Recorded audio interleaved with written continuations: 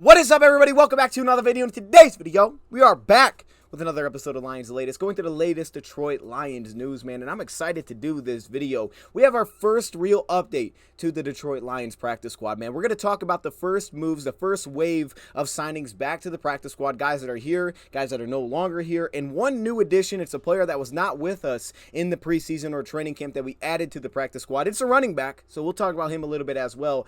And then finally, we're going to dive into some Khalil Dorsey. Yeah, we haven't really dove into this player individually, but of course, he made the 53-man roster, and I think for a lot of people, including myself, I was surprised he made the 53-man roster. Now, that's not to say that he didn't earn that spot, because I believe Khalil Dorsey, with only a few other players, I had as a stock up every single week, but I still didn't think he was going to make the roster. I thought we'd lean into the UDFAs. Obviously, one of those guys is no longer with the Lions, and he actually got claimed elsewhere, which we're going to talk about, but the Lions did keep Khalil Dorsey around, and I thought it would be a really good idea to just take a look at some of the clips, some good, some bad, but what really stood out in this past game, also a little bit from Jacksonville, but not as much, really what stood out in this past game for Dorsey. So we're going to dive into all those things. Let's get it started. Welcome to another video. Glad you guys are here, and yes, man, I'm excited about this one. Y'all can see it. I got the energy. I'm excited for this video, and I'm not going to waste any time. Let's dive into it. Let's take a look at what the practice squad currently looks like for the Lions. Now, this is going to continue to update, so by the time you're seeing this video, it's a very good chance that something has changed,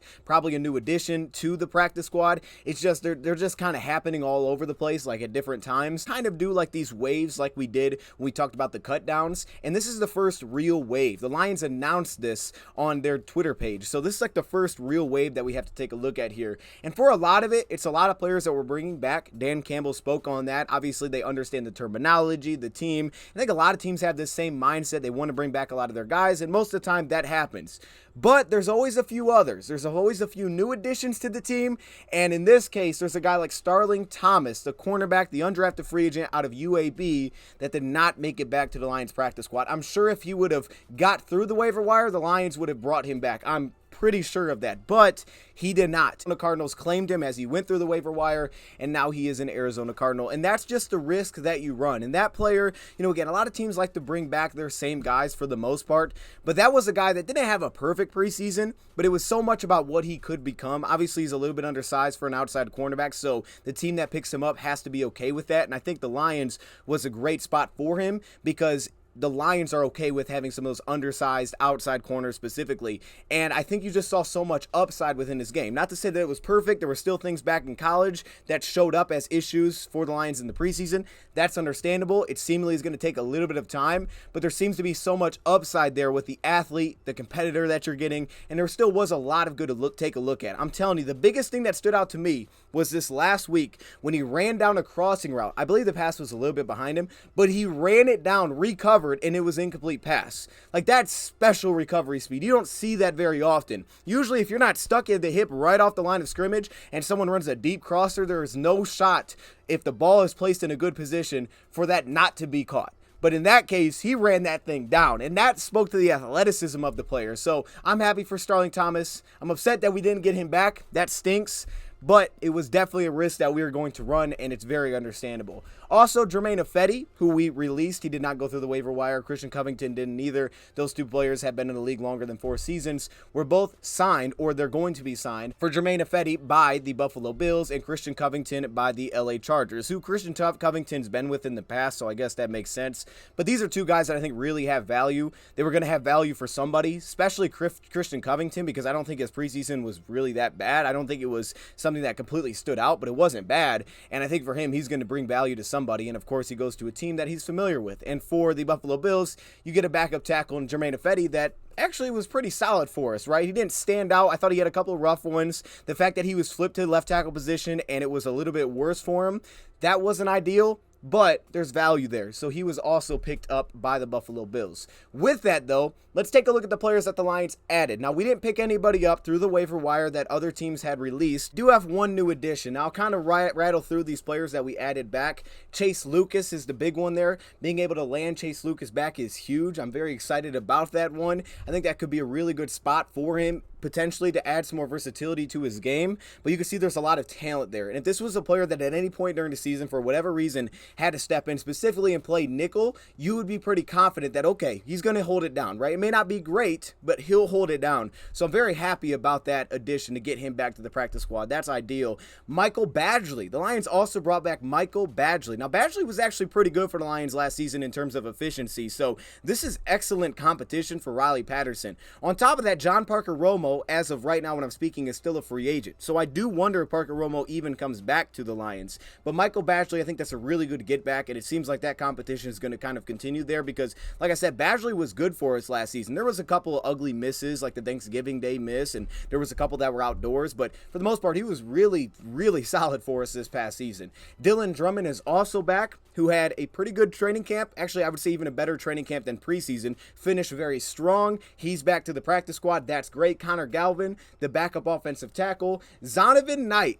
That's the new addition. Bam Knight is a Detroit Lion. Now, that name may sound familiar, one, because it's a fire name. Number two, shout out to the person, I think it was in the Bleacher Report stream, that was like, hey, what about this guy? And that they signed him. So if you're watching this video, or maybe you said it elsewhere, shout out to you. You got it right. Boom. Bam Knight is a Detroit Lion. And we're going to talk about him a little bit more in a second. But let's continue through. Maurice Alexander was brought back to the practice squad. Definitely very effective underneath, catch and run. Has some real good speed. Obviously, he had the first touchdown of the preseason on a punt return. It was by far his best return. KO'd is also back, the offensive guard. I think that's a really good spot for him. I don't think he took massive strides in this preseason, but he has played both guard positions, and he did step in at times for us this past season. Brandon Joseph, I'm super pumped about this one. When you talk about the safety depth, and you talk about the injuries that we've had at the safety position, getting Brandon Joseph back is awesome. I love that we have Brandon Joseph back here. I thought he had a really strong preseason. I thought he really stood out in the preseason. He showed the coverage flexibility, which was kind of the thing that stood out most. Obviously, he has the size, the build that you love,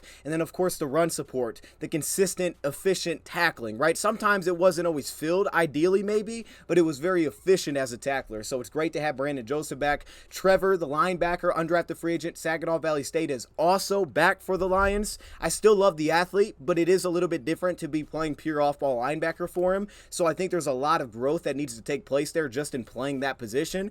But there was still a lot of good. I thought, especially on special teams, he really showed up. He had some good plays in coverage, some that he got beat on, of course, but he did have the pass breakup from a trail position. I thought he played the run at an okay level. I thought he played better at off-ball linebacker than Anthony Pittman did, who made the 53-man roster. I still think there's a lot of growth that needs to take place there for Trevor, so this is a great spot. Chris Smith, same thing. I thought Chris Smith was kind of an under the radar, like playing well in the preseason consistently, but it wasn't, he didn't have enough flash plays. I also don't think I think his size limits him a little bit there, but I thought just every game there was like, man, that was pretty good. That was pretty good. Like nothing was crazy, but it was like, that was pretty good. You love how he's getting into blocks. You love his get off, win his gap early. Awareness was good, so I'm glad we have him back. And then finally, Max Percher. Now this one doesn't technically count, and from my understanding, towards the 16-man practice squad because of the international pathway system, so he doesn't actually count towards the 16-man roster, so it makes sense that the Lions would bring him back in. So that is currently what it looks like. It's great to have some of these guys back. It's tough that we lost out on Starling Thomas,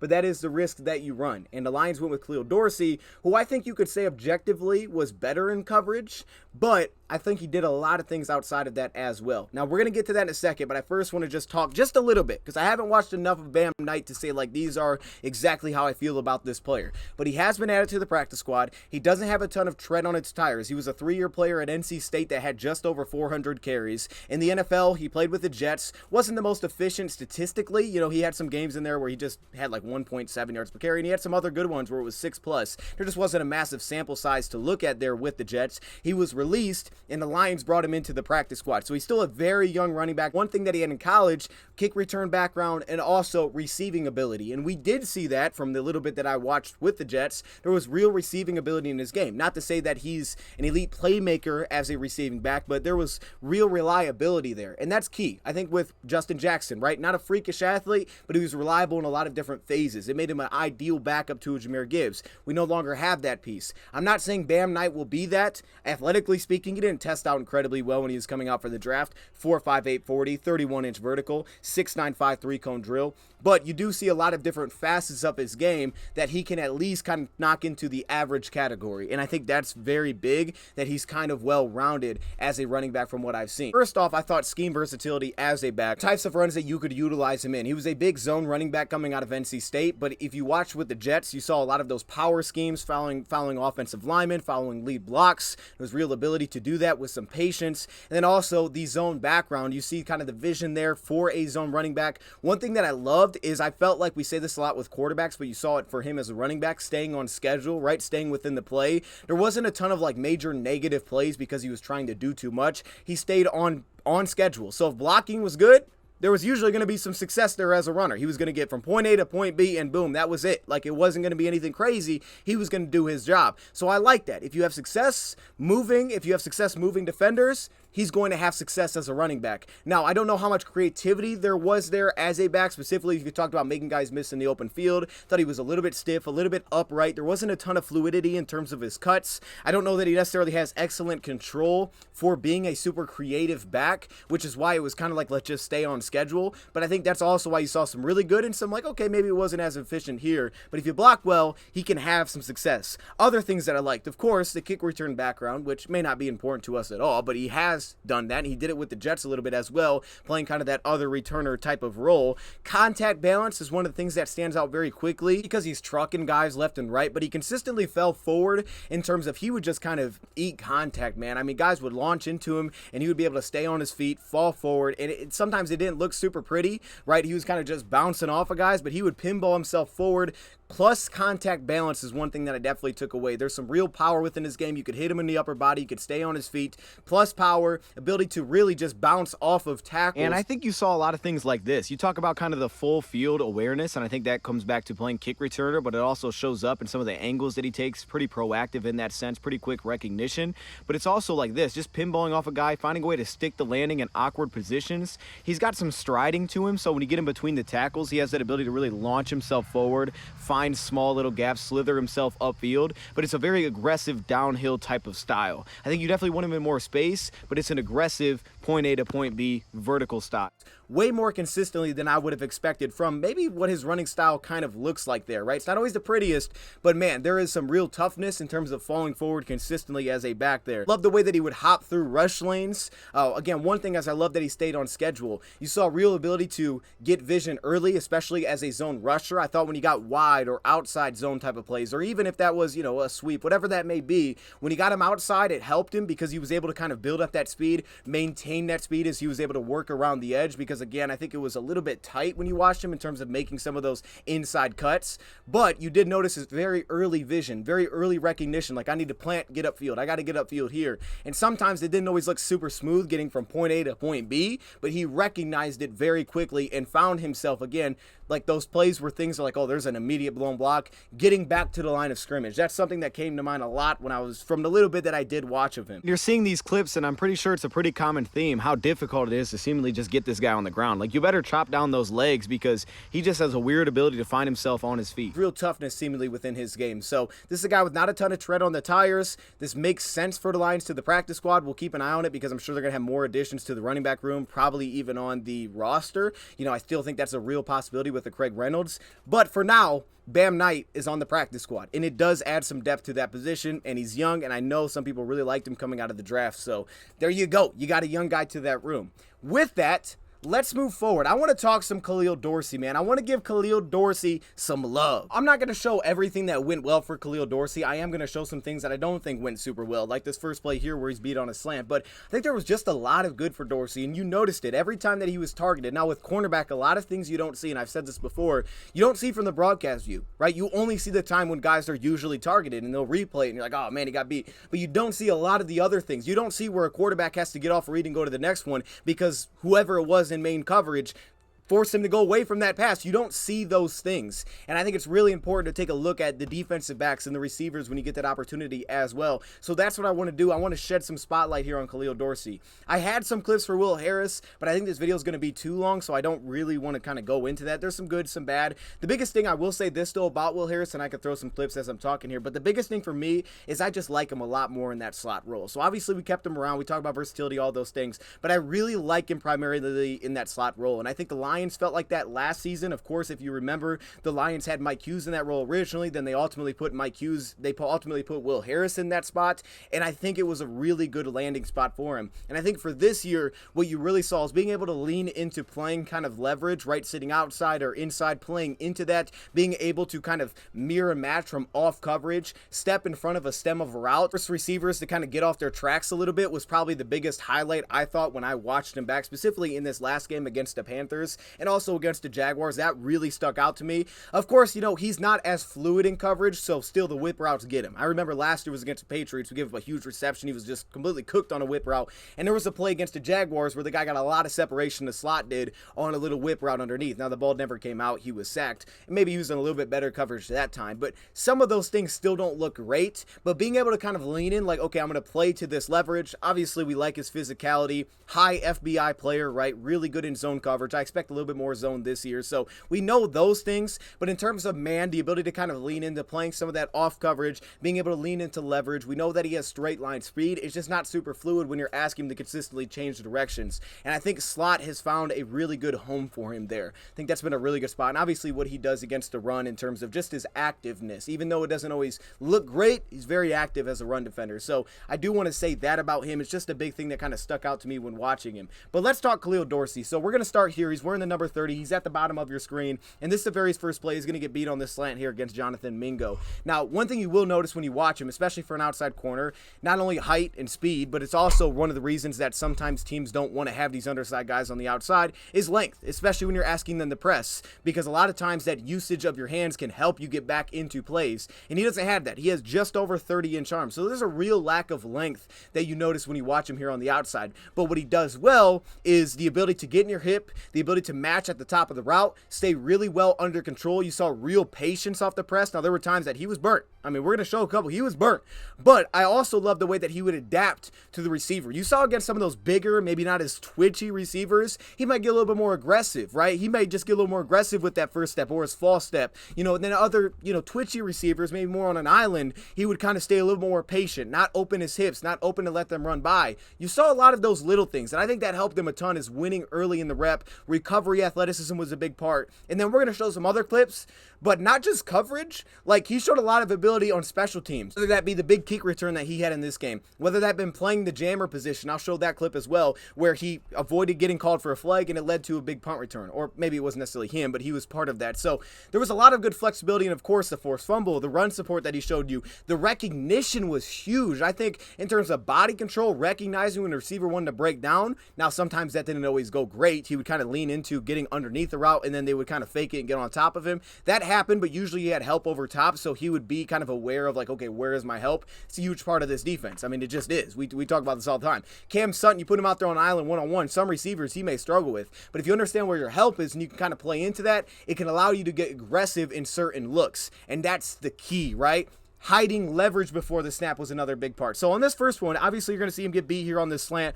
He's sitting inside leverage. They go to a little bit of a cover one look. You can see them roll into that here. Did some cover two, kind of disguising on this play. You're going to see him. He's going to open up his hips a little bit here. This is like where he gets a little bit open here. It kind of declares a little bit more than he usually would.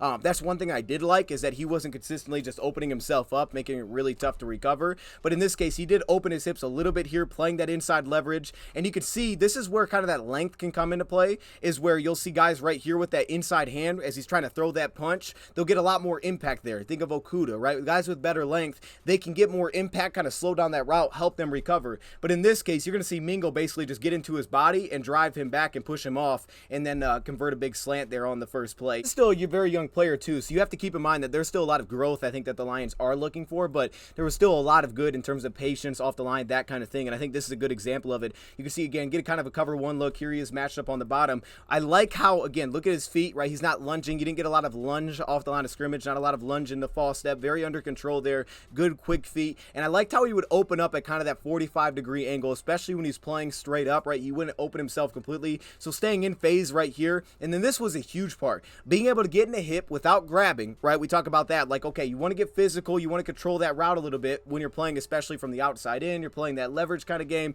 But we can't have you, like, grabbing on and tugging, right? We can't have that, and then also not being able to match speed, right? If you're struggling to keep up with him, or you're like slowing down, starting up, and you're going to be grabby. In this case, he didn't do that very often at all. He's very clean, getting into the hip, controlling the route in the sense of really controlling the speed, being able to stick with it, being able to match those inside breaks really well, because he was able to get in phase really tight like this, right into their hip, and then sit underneath it. So right here, when they break at the top of the route, they can't separate. It made it very difficult for them to separate with kind of that offhand and get inside. So like this, he would undercut it, and you can see Bryce Young here, he's forced to look away. So you see his eyes look middle of the field, and then he's forced to get away from it. Now there's also some real pressure there from Levi on this play. Now he does stop a little bit. He undercuts it kind of here. His footwork gets a little bit weird, and maybe he was looking at this underneath like drag route potentially happening. Kind of stops with the receiver a little bit, and it forces him to recover. Good thing we had some pressure on that play, because, you know, that could have been bad. I think it's good we point this out now, because it does pop up a few times where you get looks like this,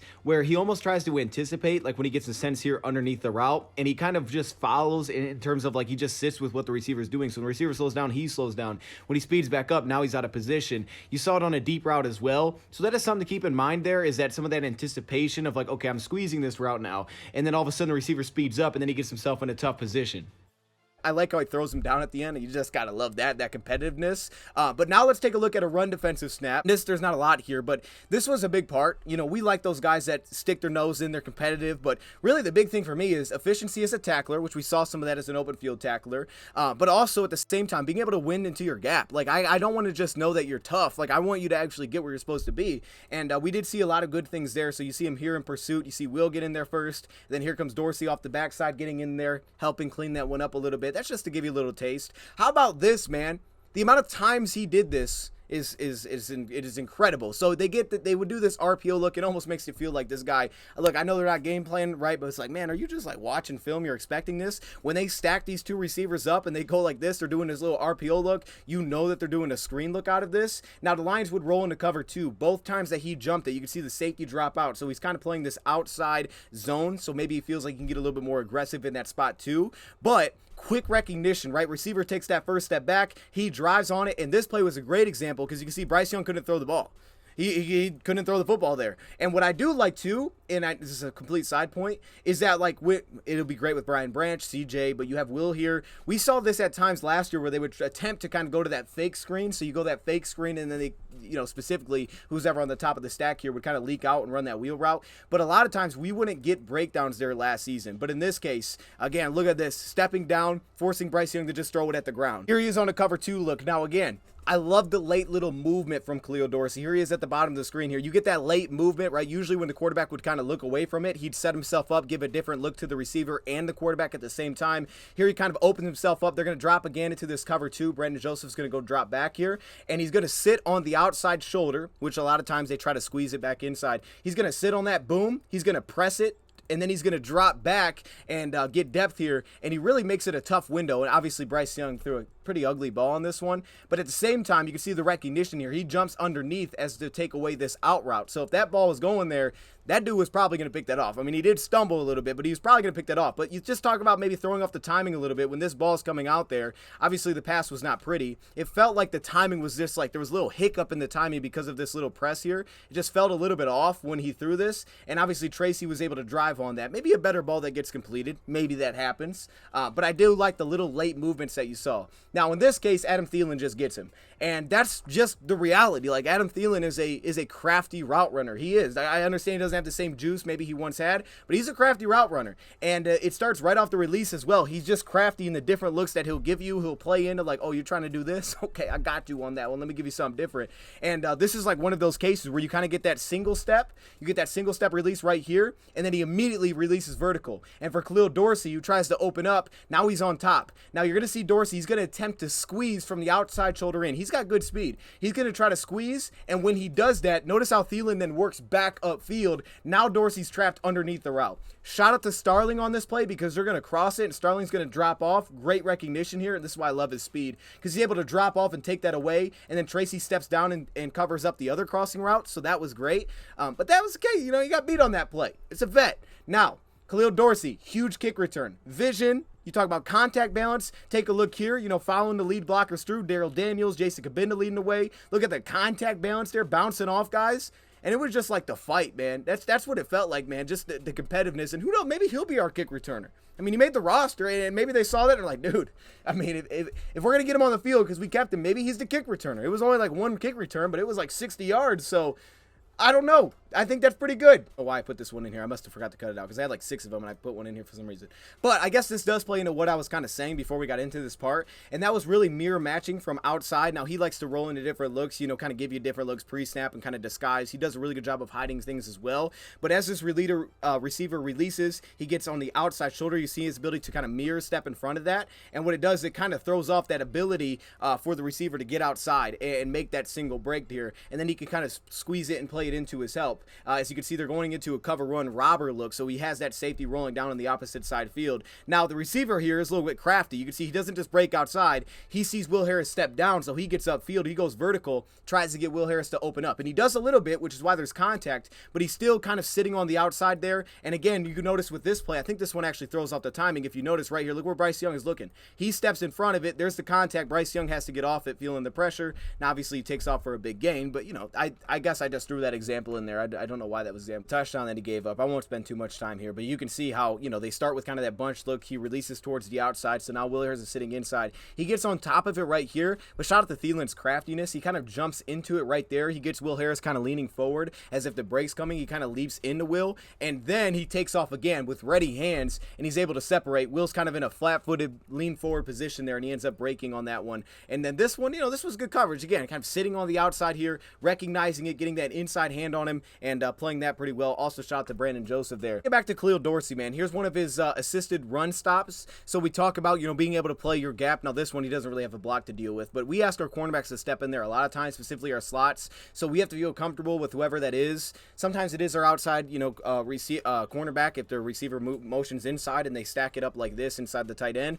A lot of teams are doing this now. You know, they kind of get that switch release. We were doing this last year. So anyways, in this case, he's kind of playing through that D gap. You have Romeo kind of handling the inside here, but he does step down, shot to Jalen, gets the assisted tackle on this play. But let's get back to some coverage looks here. And you can see late, he kind of rolls into sitting on that outside shoulder. And at the snap, he was very good at this. This was the biggest thing for me, especially for some of these corners that aren't as long, you know, because you can attend to, you see guys will kind of lunge into it. Now, again, you're not necessarily getting all the looks at some of these veteran receivers, so other guys may be able to throw him off a little bit more. And I don't know who 86 is. I couldn't figure out who this was, but he had some good quickness to him, but he didn't make the team, I believe. Either way, though, you get kind of sitting on his outside shoulder. You get that little jam there. What I liked is the ability to stay under control. He would jam, stay under control, and being able to still match in coverage. Like, he wouldn't jam and then get caught behind and immediately he's trailing the receiver. We saw that last time. I won't go into that, but we did see that last year. But in this case, staying really well under control, then being able to match, again, get on that outside hip. And then what I liked is, again,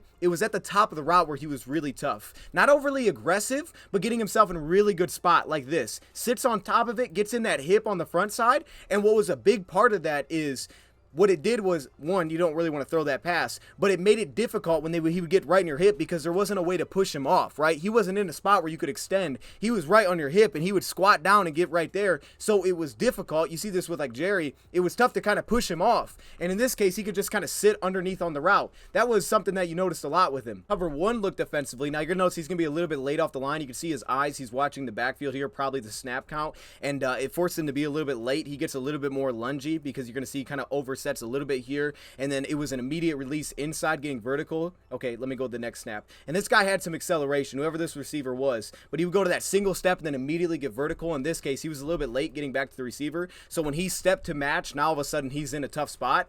But again, he stayed under control, right? He wasn't lunging. He would stay under control. So it allowed him to kind of launch, as you can see right here, into the body of the receiver. Now, I think we're going to show the play in this game where the receiver really leaned away from it, so it forced him to kind of play a little bit differently, and I love the way that he adapted to it. But in this case, you know, you're going to see him kind of launch into the hip again of the receiver, get back in phase, and then again, he's kind of just riding with that. And look at that. Because he gets in his hip, he's able to really kind of recognize when the break is coming. When's he going to sit down inside? Sometimes you can recognize when the receiver lifts up, or maybe if they're slowing down, but he's able to really get that feel right there, and then he's able to kind of just break down right with it at the top of the route. And in this case, the receiver goes down. down. No flags for Khalil Dorsey. They didn't get him for anything, illegal contact, nothing like that. And he's able to just sit down right here with the route, and it's incomplete on that play. Almost like a speed release. He's getting into this very quickly. There's not much movement with this. And obviously, Khalil Dorsey pre-snap here is sitting outside leverage. You have a little bit of a tighter split to where he is versus the slot receiver. So he's going to sit outside leverage on this play. And on this snap, you get him to take that little kind of fall step outside, but then he's immediately getting vertical on him. And with some of that lack of length to kind of, again, try to shoot into that hip, he's unable to get good contact on this play. So that's where, in that case, you can get him caught into a trail position like this. Positive is he had a safety rolling to his side, so he did have some help over top to play, and now he's in further trail than you would like here. But he does have the safety because Brady Breeze is going to roll out to this single high look, and this safety is going to come down. But you can see there he's not able to get that contact to really slow down this route. Now all of a sudden he's trailing on the play.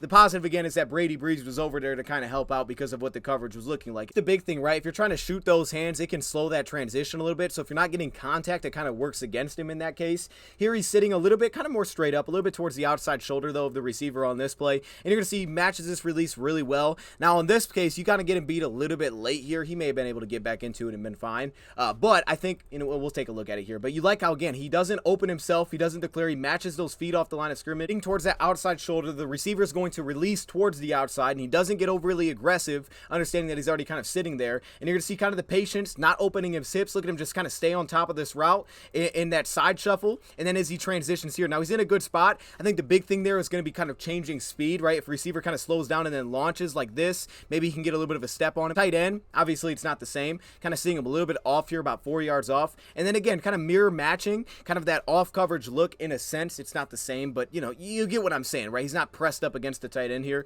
Being able to kind of sit in front, and then as that starts to transition and break outside, he's able to sit on top of that, match it, and basically take that one away. You get that forced fumble. Now again, we asked some of our DBs to step in. We started doing this last year, so you got to have that physicality there, and that's seemingly why Lions like that type of safety. So here Brandon Joseph is going to have to kind of play through that C gap. You're going to see him get inside of the receiver, does a nice job there, and then it's up to Dorsey to now come in and fill. He does, breaks down, hits low. Obviously that's the clean forced fumble that he had, so now he's making a play against the run.